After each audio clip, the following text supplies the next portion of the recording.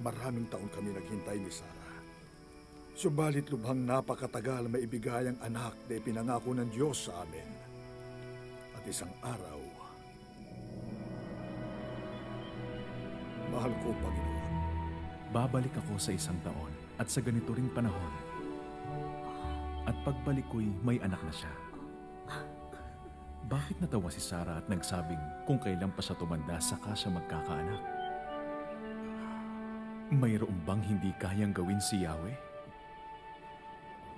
Tulad ng sinabi ko, babalik ako sa 1 taon at pagbalik ko'y may anak na siya. Hindi po ako tumawa.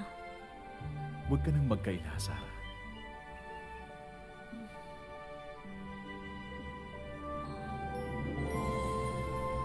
Kaya po pala pinangalanan ako ng Diyos na Isaac.